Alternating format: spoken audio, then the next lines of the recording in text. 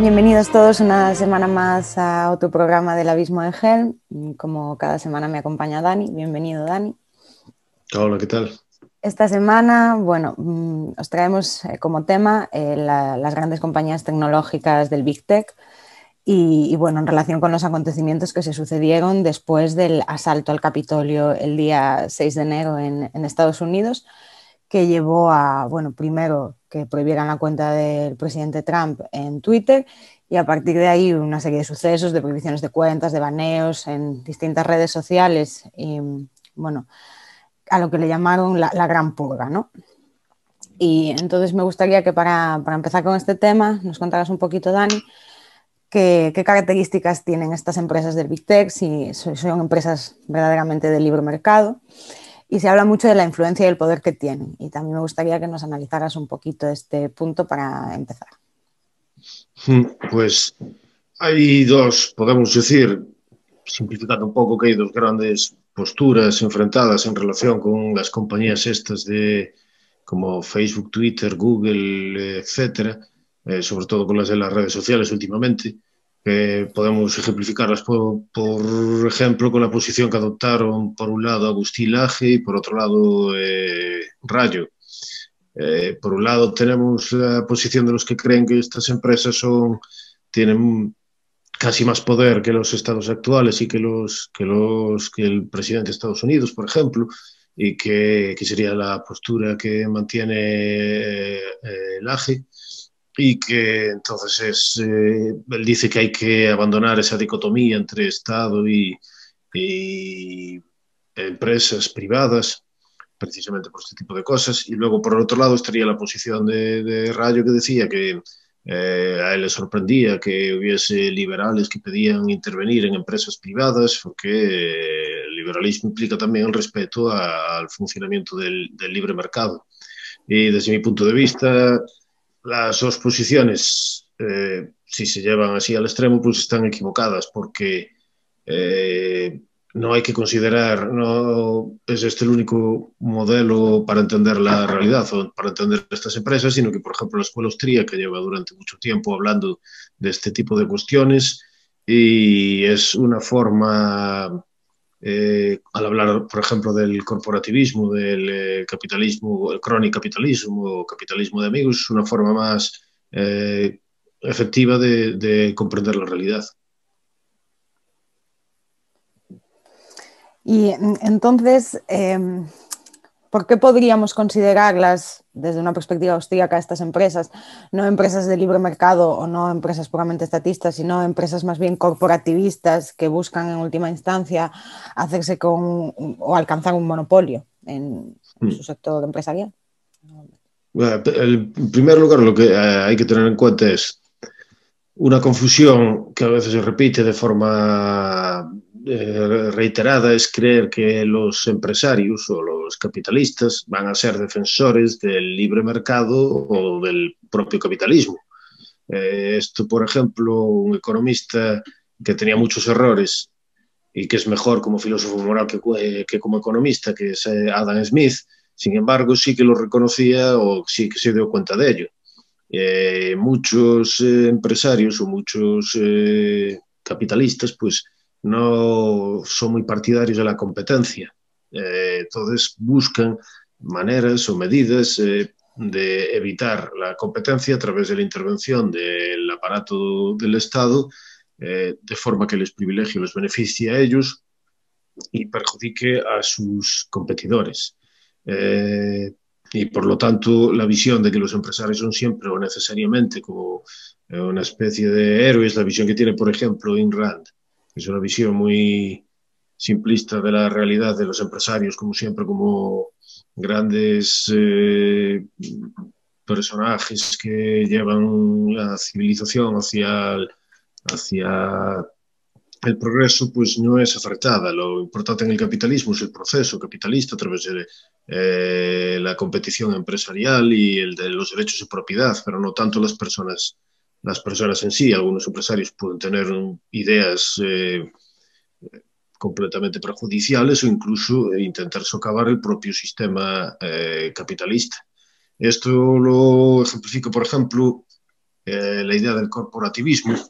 o de empresas que buscan el monopolio, que buscan acabar con la competencia, lo ejemplifica Gillette. King Camp Gillette fue un empresario que es el fundador o el dueño de la compañía de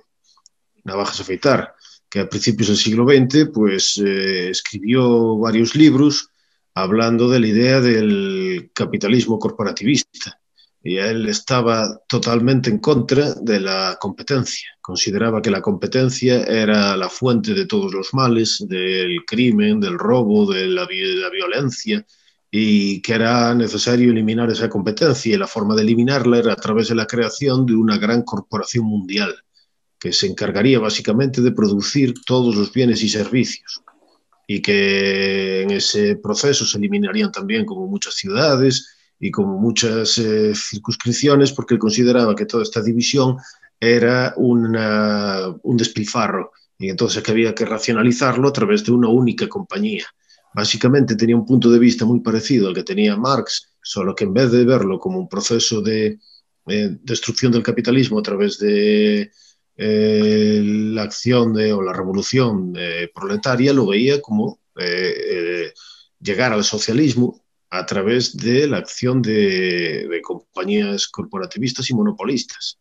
Esto explica claramente también muy bien, esta filosofía en esa compañía se mantuvo a lo largo del tiempo, lo que explica, por ejemplo, el anuncio de Gillette adaptado al socialismo del siglo XXI, de moderno, de un anuncio que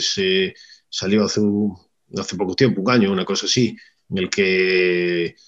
básicamente insultaban a sus propios clientes diciéndole que los hombres así blancos, pues que son todos una pandilla de violadores y de miserables. Entonces, una vez teniendo en cuenta estas cosas, pues, por ejemplo, yo ahora, antes no sabía la historia de esta compañía, pero ahora sabiéndolo un poco más, prefiero afeitarme con una guadaña oxidada infectada con ébola antes que volver a afeitarme con una navaja de Gillette. Y esta mentalidad es una mentalidad que se comprueba también, por ejemplo, no solo la mentalidad, sino también la intención de estar en connivencia o colusión con las organizaciones estatales, se ve también en las compañías del Big Tech. En principio, por ejemplo, se puede comprobar como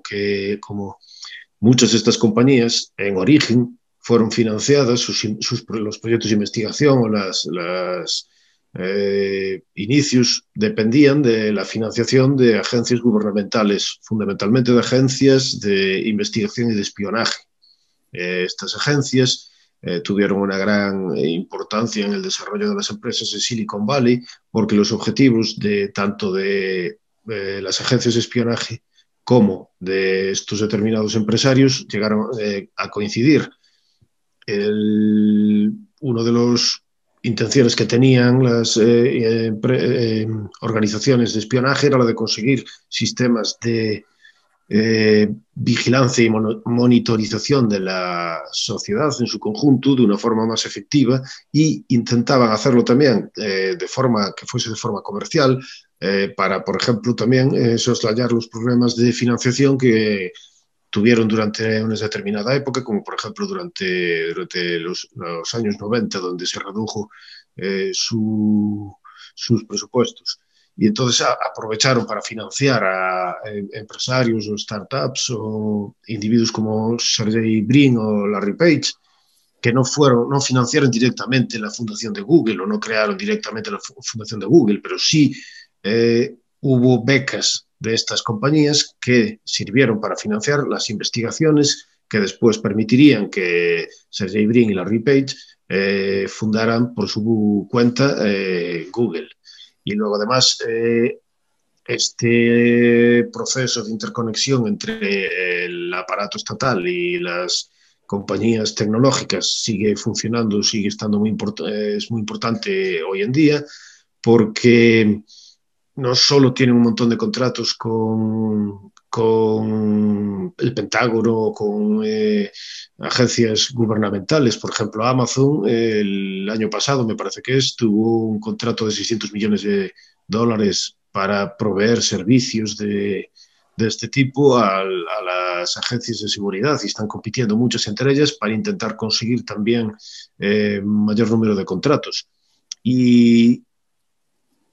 además hay un gran esfuerzo de lobby, las agencias de Big Tech, las empresas de Big Tech dedican muchos millones de dólares a utilizar abogados y grupos de presión para modificar o influir sobre la legislación a su favor, tanto para evitar una regulación que no les conviene como para regular a su favor o como para evitar determinados impuestos que no les convienen, etcétera, etcétera. Y además se está produciendo esa conexión en el sentido de que los estados están intentando cada vez más utilizar los datos y los recursos que tienen estas compañías para vigilar tanto a la población suya como población extranjera, utilizando además los recursos legales que en Estados Unidos les permite la Patriot Act. La Patriot Act fue una ley que se legisló, se estableció después de los ataques a las Torres Gemelas y que permite la vigilancia, el espionaje sobre la población de los ciudadanos estadounidenses de una forma mucho más fácil y con mucho menos requisitos que lo que había antes, y se está utilizando también para que las compañías del Big Tech tengan que proporcionarle los datos a estas agencias de vigilancia y de espionaje. Y hay una idea, por ejemplo, en China existe lo que se llama el social scoring, que es una especie, un sistema de puntaje, de puntuación de la población que aprovecha los recursos de las redes sociales y de compañías de telecomunicaciones y de este tipo de cosas, pues las aprovecha para que aquellas personas que se consideran que están actuando de una forma peligrosa o sospechosa o que no encajan con los objetivos del gobierno, pues se les reduce la puntuación de tal forma que pierden muchas ventajas, como por ejemplo no pueden a lo mejor viajar en avión o no pueden solicitar créditos, no pueden tener determinados tipos de propiedades personales, y se hace para modificar el comportamiento de la población de una forma deliberada y opresora, para que estén de forma sometidos al poder estatal. Bueno, pues esto es algo que puede llegar a ocurrir también en Estados Unidos y en el resto del mundo, como por ejemplo se está comprobando ahora, se está diciendo algunos ciudadanos que, por ejemplo, si tuvieran relación con manifestaciones de Trump, especialmente con lo ocurrido en el Capitolio, pues se les está poniendo en listas de vuelo para impedirles viajar, o también se está utilizando lo de eliminar las cuentas o utilizar esas cuentas, esa información que aparece en las cuentas, para luego utilizarlo como información en la detención o para determinados juicios. Y esto demuestra que hay una connivencia entre ambos tipos de entidades, las entidades del Big Tech y las entidades gubernamentales. No se puede decir que por el mero hecho de que Twitter, por ejemplo, haya eliminado una cuenta de Trump, no se puede decir que tiene más poder que Trump, que el Estado. Es decir, primero, lo hicieron cuando Trump estaba a punto de desalojar la Casa Blanca, es decir, cuando las circunstancias demostraron que Trump estaba a punto de salir del poder. Además, la mayor parte de las agencias gubernamentales, burocracias y élites políticas en Estados Unidos están contra Trump. Entonces, no es que tengan más poder, porque si tuviesen más poder podrían cobrar impuestos directamente o podrían imponer determinadas medidas de forma directa. Si tuviesen más poder, por ejemplo, Google no estaría obligado a actuar como el gobierno chino le obliga o quiere que haga. Es decir, Google hace unos 10 años, una cosa parecida, salió de China por los problemas relacionados con la censura y con la manipulación de la información, supuestamente. Sin embargo, Google estuvo trabajando, no sé si saldrá, pero me parece que este año, o no sé si estaba trabajando en una versión especial de su sistema de búsqueda que utiliza o que mantiene la censura que el gobierno chino quiere que exista, es decir, que impida determinadas búsquedas como derechos humanos o Tiananmen o cosas así. Entonces, si realmente este tipo de compañías fuesen más poderosas que los estados, no tendrían que hacer este tipo de cosas. Recordemos que, como decía Mao Zedong, el poder en última instancia siempre procede de la boca del fusil. El que tiene la capacidad de utilizar la violencia es el que en última instancia tiene el poder. Por lo tanto, aunque sí tienen una gran influencia y tienen unos grandes recursos, estas compañías son una demostración de corporativismo, son una demostración de que los intereses de determinadas élites, las élites políticas por un lado y las élites tecnocráticas de Silicon Valley, encajan. Y entonces sus intereses se alinean, pero el poder físico, la violencia física y la capacidad de eliminar competidores de forma física en última instancia residen en los estados por lo que son competidores, por lo que son los principales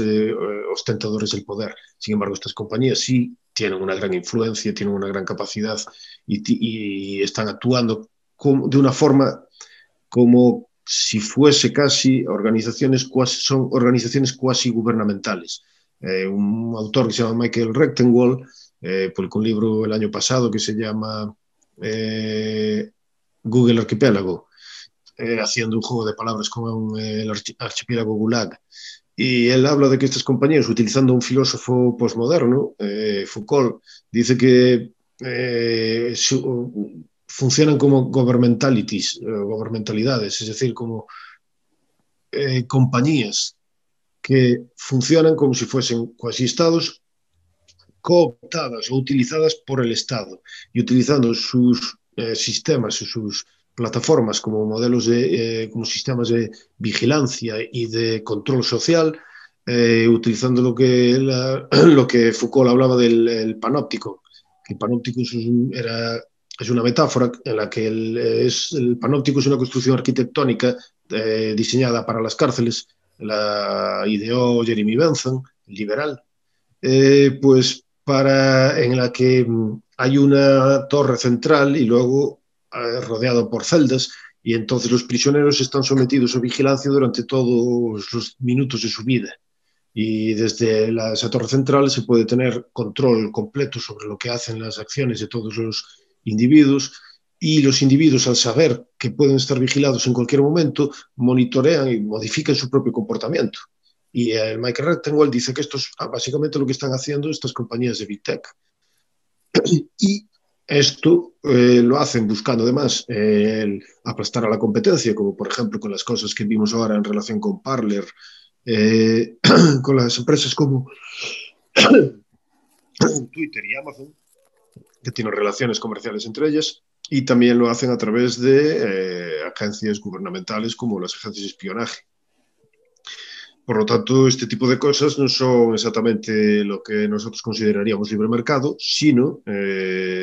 empresas corporativistas cuya búsqueda del monopolio y cuya búsqueda de eliminación de la competencia son claras y están claramente establecidas. Sí, pero además hay una característica más, ¿no?, que tienen estas empresas del Big Tech bastante curiosa, que es la cercanía hacia la inteligencia artificial y la mentalidad marxista que presentan, ¿no? ¿Me cuentas un poquito más acerca de esta particular característica? Pues ambas están relacionadas, además. En relación con lo del marxismo, hay autores, Rectenwald, por ejemplo, pero siguiendo a otro que se llama Gerald Kilder, que publicó un libro que se llama Life After Google, y denominan la mentalidad de estas compañías como marxismo digital o maoísmo digital. Kilder dice que una de las características que asemejan a la filosofía de Google o a la filosofía de las compañías del Big Tech con la filosofía de Marx es que en ambos casos se considera que el problema de la producción ya se superó. Marx consideraba que la maquinaria de la revolución industrial había superado el problema de la producción y que entonces lo único que quedaba era el problema de la distribución. Y la distribución debía proceder a través de la revolución proletaria y luego llegando a una sociedad comunista sin clases. Para los tecnócratas de Silicon Valley, el problema de la producción también se ha resuelto gracias a estas tecnologías y a la inteligencia artificial, etcétera, de tal forma que lo único que queda es la distribución. Entonces, por eso hablo muchas veces, hay muchísimas noticias en las que habla de que muchos trabajos van a ser sustituidos por robots. ¿Y entonces qué vamos a hacer con tanto paro? Realmente utilizan también un pensamiento parecido al ludista, es decir, aquellos que odiaban a las máquinas, pero en este caso al revés, con un determinado amor por las máquinas. Se considera que muchos trabajos van a ser utilizados o mejor realizados por inteligencia artificial, y entonces que muchos trabajadores van a perder su forma de vida. Y entonces lo que proponen algunos de estos individuos es la renta básica, de tal forma como vemos que muchas ideas que parecen separadas, pues se relacionan. Es una idea absurda porque precisamente gracias a la Escuela Austríaca de Economía también sabemos que en cuanto determinados trabajos se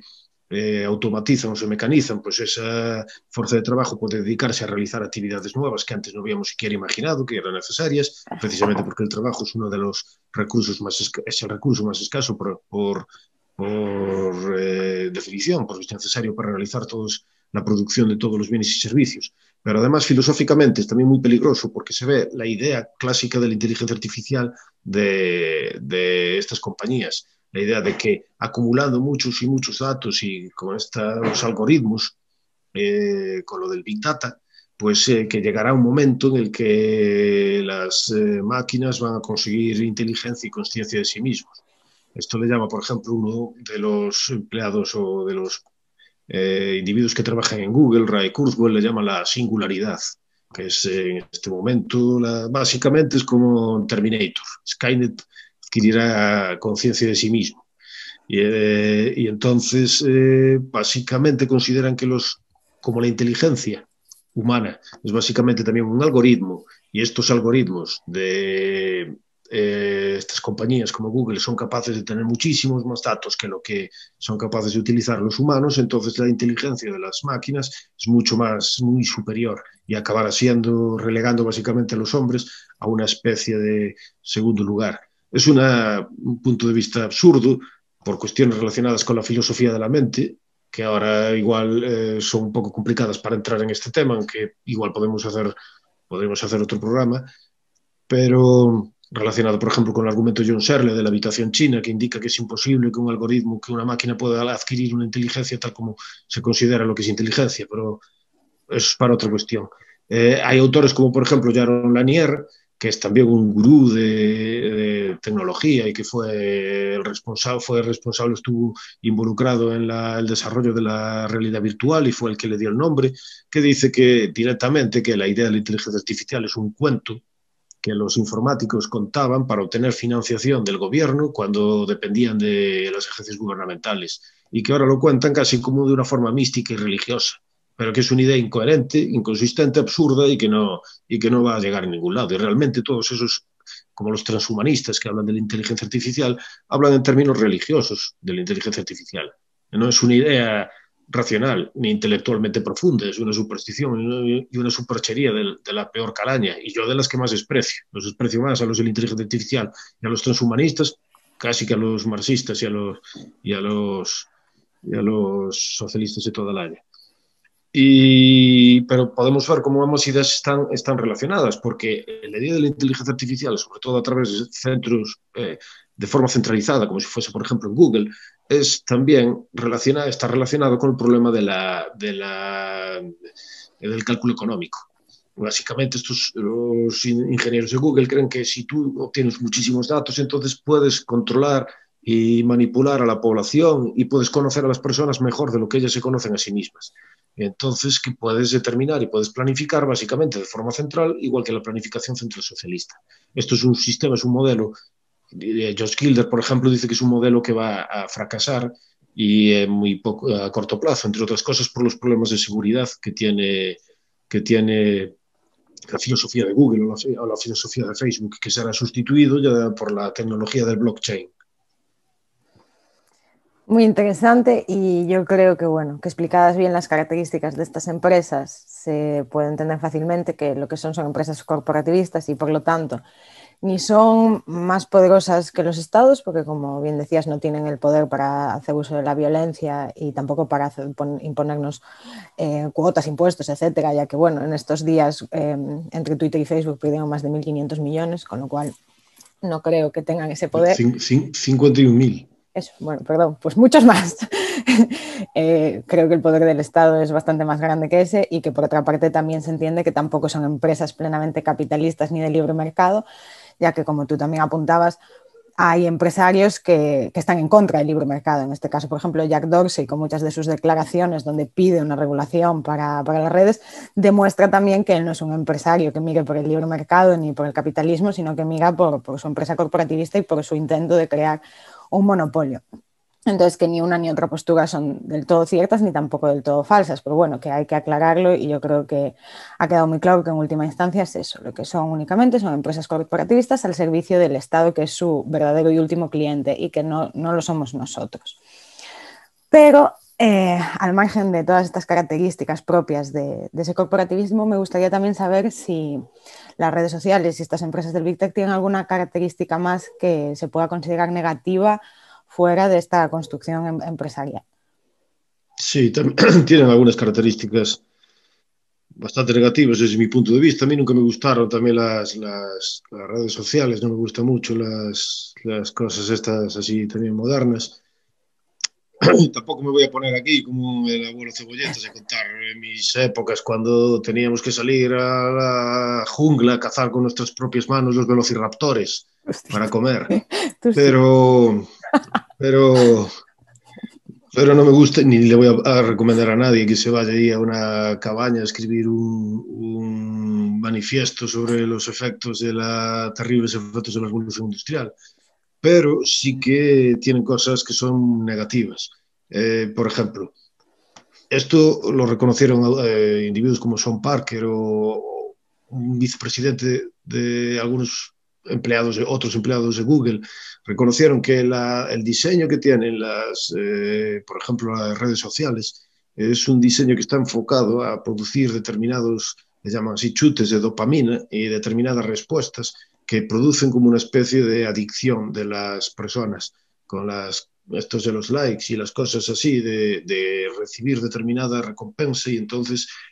modificar el comportamiento de las personas de tal forma que se sienten impelidas a utilizar estos servicios de forma compulsiva. Entonces, esto es uno de los problemas que tiene, pero otro de los problemas lo estudia Nicholas Carr en un libro que se llama Superficiales, que está haciendo Internet a nuestras mentes o algo así, creo que se llama. Superficiales es. Y una de las cosas que él denuncia es que el uso de Internet, y específicamente, sobre todo, el de las redes sociales, produce un efecto que reduce la capacidad de concentración y de comprensión de argumentos elaborados que requieren comprender una serie de pasos de una forma más o menos compleja, y esto se reduce de tal forma que la gente solo es capaz o tiende a perder esa capacidad de concentración y de profundización y su pensamiento se vuelve más superficial. Y esto se ve acrecentado por ese proceso de adicción que tienen las redes sociales, porque debido a la neuroplasticidad del cerebro, aquellas actividades que uno realiza de forma continua, el cerebro tiende a adaptarse a realizarlas y entonces las realizas con mayor facilidad y aquellas acciones que dejas de realizar, pues entonces te cuesta cada vez más realizarlas. Y las redes sociales tienden a un pensamiento mucho más superficial, a actuar de una forma más, a juzgar o pensar o decir de forma más rápida, a buscar rápidos estímulos y rápidas respuestas y no dejan tiempo para razonar o buscar una profundización en los determinados argumentos. Entonces tienen también un efecto negativo sobre la capacidad de razonamiento que a mí me parece muy preocupante. Pero luego, por ejemplo, Jaron Lanier, que tiene el libro que son 10 razones para abandonar las redes sociales inmediato o algo así. Y recordemos que este no es un tecnófobo, sino que es uno de los que estuvo metido en Silicon Valley durante toda su vida. Ahora mismo creo que está trabajando para Microsoft. Dice que las redes sociales tienden a producir mayor aislamiento, una pérdida de empatía, porque es debido a que la segmentación entre determinadas ideas, o la gente se reúne en las redes sociales con aquellos que son más parecidos a ellos y que defienden sus propias ideas y sin embargo deja de seguir a otros si los sigues únicamente para insultarlos, pues entonces tiende a dejar de ver cuáles son las circunstancias vitales o las experiencias que le llevaron a determinadas personas a seguir un determinado conjunto de ideas y lo único que ves es el resultado final. Entonces él dice que eso reduce lo que se conoce como o dificulta lo que se conoce como la teoría de la mente. La teoría de la mente es aquello, pues, algunos psicólogos y neurocientíficos que estudian el autismo dicen que la teoría de la mente es aquello que permite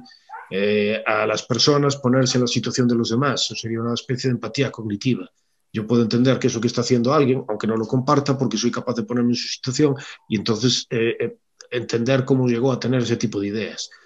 Esto está relacionado también con lo del autismo, vamos, según estos autores,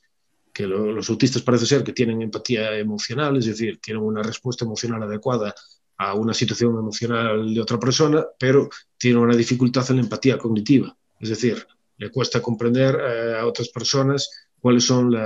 sus acciones intencionales. Entonces, esto también se traslada a las redes sociales, de tal forma que la gente es cada vez más incapaz de comprender por qué otros dicen determinadas cosas y reacciona de forma superficial o de una forma más agresiva. Y también cosas como lo de la infelicidad o la idea de la eh, inteligencia artificial al reducir la dignidad del ser humano. O, por ejemplo, ahora podemos comprobar cómo algunos quieren darle derechos a las máquinas o están hablando de darle derechos a las máquinas. Y esto se puede utilizar de una forma perversa para reducir los derechos de los seres humanos. De hecho, es algo interesante. Ahora mismo hay, por un lado, gente que quiere o que habla de la necesidad de darle derechos a los robots y gente que habla de la necesidad de darle derechos a los animales. Sin embargo, también hay mucha gente que no quiere darle derechos a los niños que no nacieron todavía, lo cual es interesante, porque parece ser que por un lado, tanto si hablas de las máquinas como de los animales, se reduce la dignidad de los seres humanos. Y luego hay otras cosas negativas, como por ejemplo el hecho de dar los servicios gratis. Esto que en un principio parece que es algo positivo, no lo es tanto, puesto que los beneficios que adquieren, por ejemplo, las compañías en las redes sociales o Google o las demás empresas, dependen en gran medida de los datos que utilizan sus usuarios. Esos datos luego se venden o se utilizan también para publicidad, sea que en última instancia el que controla a estas compañías, o de quien dependen estas compañías, no son los usuarios, porque los usuarios no están pagando directamente. Entonces es mucho más seguro, mucho más útil pagar por un servicio, porque entonces puedes saber, primero, que si tú dejas de pagar, el servicio se va a resentir y entonces la empresa está más sometida a los deseos del consumidor, a la soberanía del consumidor. Con los servicios gratis esto se pierde. Entonces esto es algo también negativo que tienen este tipo de empresas, que es paradójico porque ofrecen los servicios de forma gratis. Sin duda. Pero bueno, y ante este panorama, ¿qué opciones tenemos y cuál te parece a ti la mejor de todas ellas? En primer lugar, mentalmente hay que dejar de pensar que son empresas omnipotentes, porque parece que los críticos de estas empresas utilizan un punto de vista negativo, pero similar al que las propias compañías tienen, así como si fuesen omnipotentes, si fuesen capaces de controlar el destino de la humanidad. Y no es verdad, no lo son. Probablemente se acaben desapareciendo, modificando, alguna hundiendo. Muchas de estas compañías, sobre todo al principio, había compañías que ahora ya nadie se acuerda de ellas y que sin embargo fueron importantes en un principio, como MySpace o Twenty o cosas así. Y que sin embargo desaparecieron en muy poco tiempo porque los usuarios dejaron de utilizarlas. Bueno, pues esto puede pasar de la misma forma, incluso con las dificultades que dependen de la intervención o de la regulación de los gobiernos. Entonces, lo primero es eso, mentalmente dejar de considerar que tienen tanta importancia o como que sean omnipotentes e invencibles. No lo son. No son simplemente empresas y pueden desaparecer en cualquier momento. Pero en segundo lugar, también hay que dejar de centrarse tanto en lo de la regulación. Porque hay algunos que piden que hay que regular este tipo de empresas y hay que hacer medidas legislativas para impedir que puedan hacer cosas perjudiciales. Normalmente las grandes empresas están a favor de la regulación, porque la regulación permite, normalmente la regulación incrementa los costes de la producción de determinados bienes y servicios, y a quien perjudica eso fundamentalmente son a las compañías pequeñas que están todavía apareciendo. Las compañías grandes pueden permitirse gastar más dinero para hacer frente a esos costes, las compañías más pequeñas no. Entonces la regulación muchas veces se utiliza de forma deliberada por estas grandes compañías para eliminar a sus competidores. Un ejemplo de lo que podría pasar en este caso en relación con la Big Tech es en relación con lo de la sección 230, creo que es una parte de una ley americana en la que se trata a las plataformas como Facebook o como Twitter no como editores o publicadores de noticias, sino como plataformas que publican el contenido que otros realizan. Entonces, cuando realizan este tipo de purgas o de eliminan cuentas o determinan qué cosas se pueden o no se pueden decir, hay quien dice, no se están comportando como plataformas, sino como editores al establecer un determinado tipo de línea editorial. Entonces hay que tratarlos de esta forma eliminando la sección 230. Un peligro que tiene esto es, por ejemplo, Zuckerberg, ya en una de estas reuniones del Congreso en Estados Unidos, que son básicamente pues una pantomima, pues ya dijo él claramente que él no estaba en contra de la regulación, él quería que Facebook debía ser regulado, que la cuestión importante era qué tipo de regulación. Y uno de los peligros que podría existir con este tipo de cosas sería si la sección 230, por ejemplo, se modifica o se elimina o si se trata a todas las plataformas como si fuesen editores o como si tuvieran que tener una línea editorial, eso quiere decir que tanto los competidores de Facebook o de Twitter o de cualquier otro, como los propios Facebook y Twitter, podrían recibir un montón de demandas en relación con casos donde, por ejemplo, se demuestre que hay una noticia que es falsa o que hay libelos o cosas parecidas. Y teniendo en cuenta que tienen una posición de mercado muchísimo más potente actualmente estas compañías y tienen mucho más recursos, pueden utilizar esos recursos para incrementar los costes legales y hacer frente a esas demandas. Sin embargo, para las compañías más pequeñas significaría su desaparición. O sea que muchas veces hay que tener cuidado con estas peticiones de regulación porque la regulación normalmente se utiliza para favorecer a estas empresas. Además, es una cosa paradójica que aquellos que piensan también que estas compañías son tan importantes o que son tan omnipotentes o son más poderosas que los estados, si eso fuese verdad, la regulación no tendría sentido, porque ¿cómo le impones si son más poderosas estas compañías? ¿Cómo le impondrías la regulación? No podrías hacerlo. Entonces, yo creo que ese no es el camino. El camino es utilizar la capacidad de buscar alternativas. Incluso aunque no hubiese alternativas, eliminar directamente muchas cuentas sociales sería algo positivo porque implicaría que tendrían que realizar cambios, pero hay alternativas para aquellos que quieran utilizar esas plataformas o las redes sociales y de hecho la última semana se vio como muchas de esas alternativas subieron de una forma espectacular. Parler tuvo el problema de que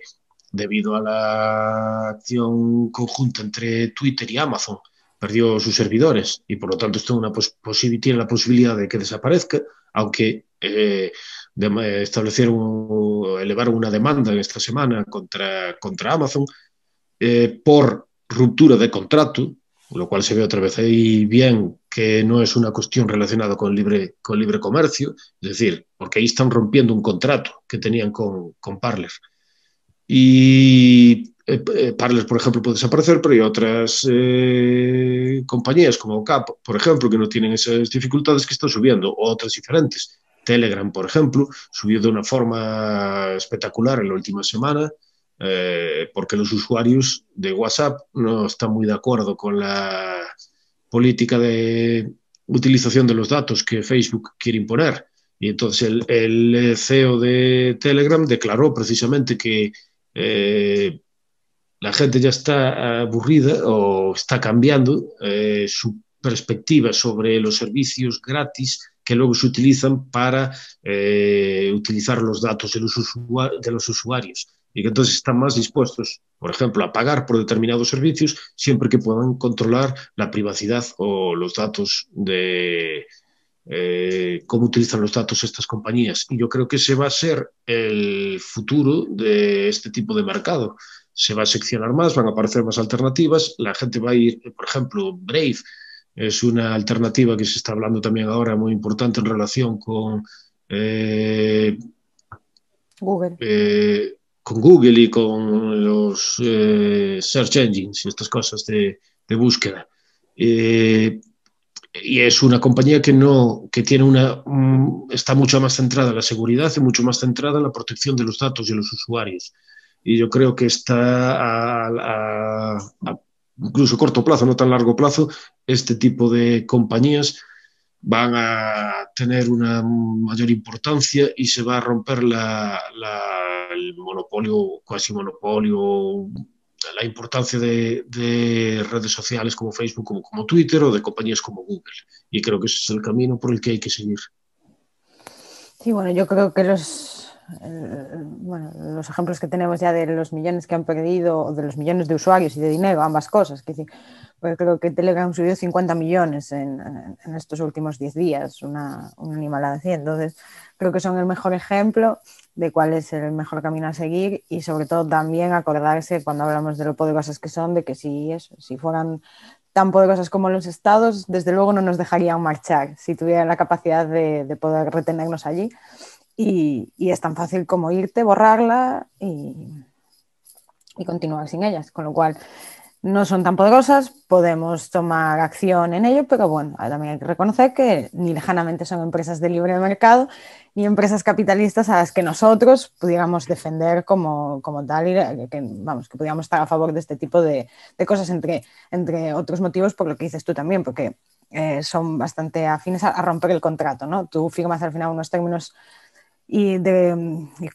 condiciones de uso y bueno, habría que mirar hasta qué punto esos términos no se los saltan cada 2 por 3 por encima o son suficientemente ambiguos además para tomarte el pelo, como han hecho con Parler, que al final tenían un contrato con él que se han llevado por delante por opiniones particulares, no porque Parler haya por su parte incumplido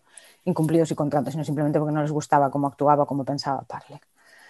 Bueno, pues esta sería así más la conclusión. Animamos a eso, a que las tengan menos en cuenta, a que no las pongan tan alto porque no son tan grandes ni tan poderosas y a que la acción que tomen es dejarlas atrás, ¿no? Y como decías tú con Gillette, pues bueno, que aunque haya que optar por opciones menos cómodas, serán las opciones más cómodas a nivel moral y creo que al final son las más correctas y las que mejor nos dejan dormir, ¿no?